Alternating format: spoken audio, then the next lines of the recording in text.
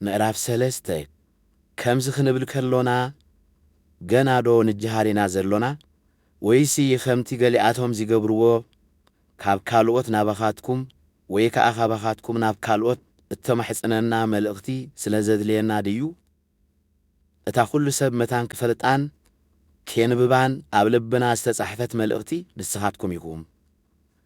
ንስኻትኩም ካብ ክርስቶስ ተላእከት በኣና ዝበጽሐት ብቐለም ዘይኮነ ብመንፈስ እቲ ሕያው ዝኾነ ኣምላኽ ዝተጻሕፈት ኣብ ቀጸላ እምኒ ዘይኮነ ኣብ ልቢ ወዲ ሰብ ዝተቐርጸት መልእኽቲ ምዃንኩም ግሁድ እዩ።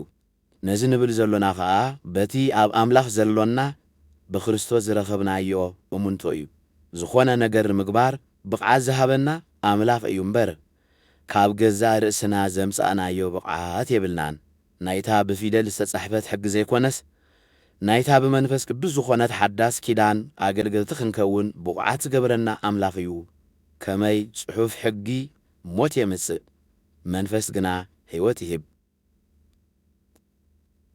ደቂ እስራኤል ብምኽንያት እቲ ሓላፊ ዝኾነ ኽብሪ ገጽ ሙሴ ምጥማት ሰኣኑ።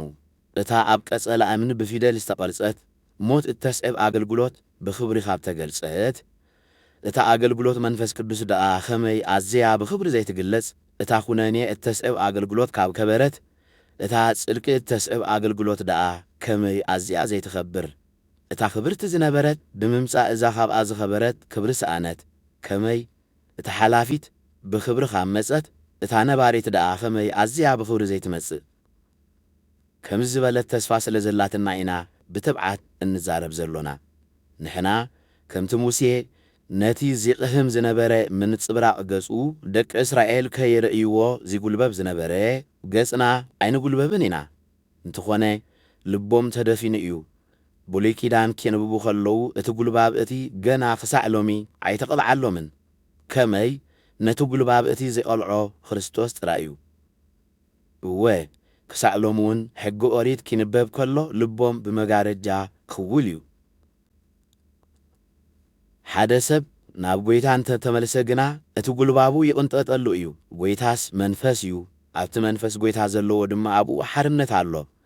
ንሕና ኹልና ኸዓ ብግሉጽ ገጽ ክብሪ ጐይታ ኢና ነንጸባርቕ።